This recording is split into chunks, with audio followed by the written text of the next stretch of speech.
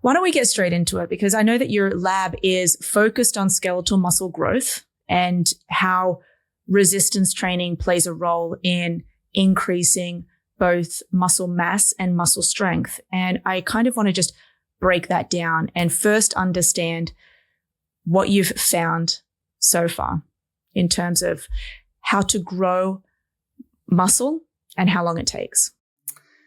Yeah, that's a great question, because I think a lot of what I'm interested in is how we can make muscles grow, but also what that time course looks like, and how much growth we can hope to achieve over time. So these are all questions that I'm trying to answer, and we chip away at it a little bit at a time, and you never answer everything you want to with a single study. But I suppose when I was new to research, I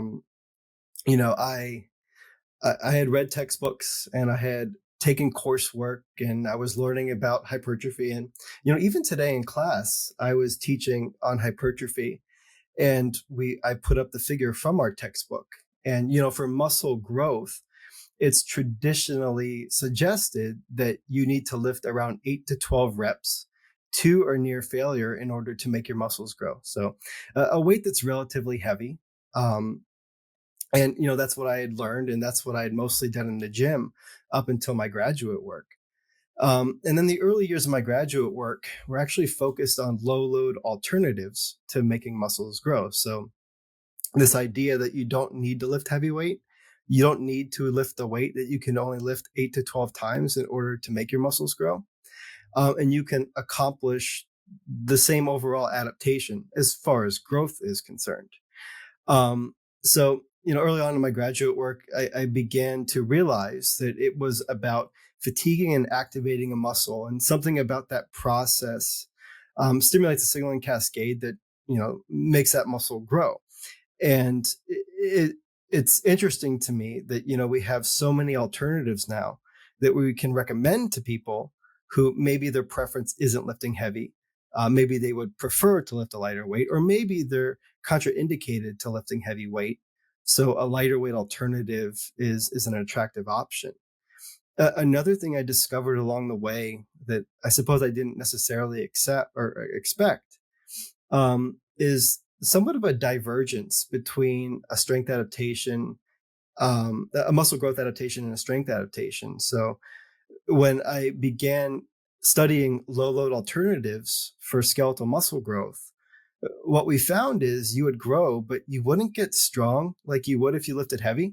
So the growth was there, but the strength adaptations weren't always there in the same way. So that really challenged my thinking, or at least as far as the conventional story of adaptation, because a textbook will tell you that when you begin training, you increase strength by neural mechanisms in the first several weeks. But somewhere around weeks 3, 4, 5, or 6, neural adaptations are becoming less, and you begin to become stronger by hypertrophic adaptations, right? So it's believed that muscle growth becomes the primary reason you become stronger as you progress in a training career. But we were finding that people could grow even if they're trained, and that growth wouldn't always necessarily lead to strength. And vice versa, we found that very trained people who had been lifting for a long time, could get stronger, and that strength was not always accompanied with a muscle growth adaptation. So those are things that I think probably fuel a lot of my current curiosity. How can we get bigger or stronger, and what's the relationship between these adaptations? But not only that, what does muscle growth look like in the context of, most research we do at a university is 8 weeks, 12 weeks in duration.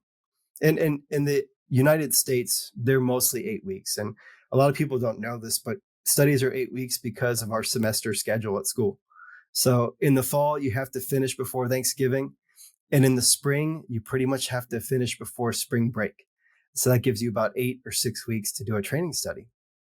So a lot of the knowledge that we have on skeletal muscle adaptation is just a very small snapshot of what adaptation looks like. And because of that, I since I've got my job here at USF, I've tried to do longer studies than what's typically been done. And we recently wrapped up data collection on a 1-year study. So looking at growth over an entire year. And I think we have some pretty fascinating results. It's not published yet. It's not even written up yet, but we've taken a glimpse at the data. And, I think the future for me is just finding unique and different ways to answer questions, and design studies in a way that's going to add to what we currently know.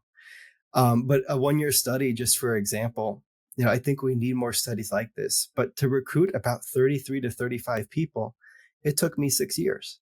So it's a study I ran in the background because a 1-year study is not going to get me tenured at a university when it takes 6 years to get your sample size. But it's something that every year we recruited for. And, we'd maybe recruit 10 people, and a year later, half of them dropped out. So we're like, okay, we have to run the study for another year. Things change. Yeah, it lets us some pretty cool insight. What I think is really fascinating is you distinguished between muscle mass and muscle strength.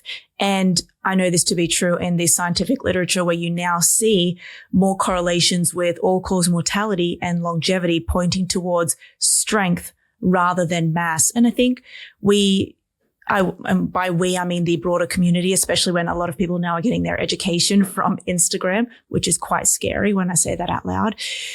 People think, okay, let's just lift for mass, and mass equals strength, but they're two different things. So what is the difference between strength and muscle mass? And that actually, as I say that out loud, it kind of reminds me of the bodybuilders who are just, huge. I'm talking the non-natural bodybuilders who are just jacked, but they probably can't even do a pull-up.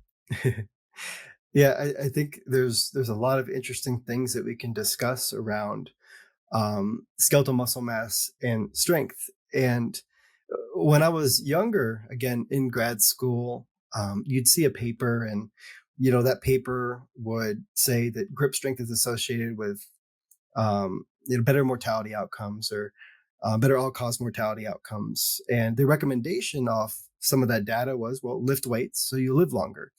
And at a surface level, I think that makes sense. But that's something I've actually looked into more and thought about more. And, grip strength is a proxy for evidence of lifting weights is actually doesn't pan out so well, right? So when you lift weights, grip strength doesn't change appreciably, at least the way that most people train. And we looked at some data. I'm trying to think, because it's been a while since we engaged in this paper. It was strength and physical activity and mortality. And Scott Dankel was the lead author, and he looked at outcomes of strength and engagement in muscle strengthening activities. And he actually found it's more important to be strong than it is to be engaged in muscle strengthening activities. And that's as defined as in the NHANES data set. So it's an imperfect data set.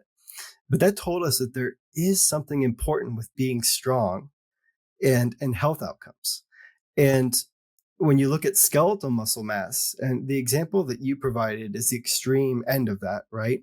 If we make a statement that skeletal muscle mass is good for health and longevity, then where do we put a stop to that, right? Because obviously the endless pursuit of skeletal muscle, in a bodybuilder, maybe it's a good and a bad example because naturally we can't acquire that. But let's just say that was our goal. At a certain point, that additional tissue, which has additional metabolic cost, right? You would cross some threshold from this is a positive thing to this is a negative thing. And I don't know that this is true, but I suspect that it's true. When you look at most metabolic theories of aging, if you have more muscle tissue, you have more metabolism, you have a greater demand for resources, extreme amounts of muscle tissue probably don't lend themselves to longevity, right? So I think from a health standpoint, there are strength outcomes that we should focus on. I think we should also focus on the acquisition and maintenance of muscle tissue. But I don't know that I have a good grasp or a strong recommendation on how does that training look, right? in class, when I teach class, I ask my students, why do they train? Right. And most of them are training for increased muscle strength and increase muscle mass. And I ask, well, why is no one in here training for health? Right. And of course, the reason is they're young. They're not thinking about that. But then I challenge them, if you were training instead of for aesthetics and performance, what would your training look like? Right? What types of volumes would you pursue? What type of exercises would you pursue? Because we have research that shows that knee extensor strength is associated with more positive health outcomes. So we know that having maintained strength is important.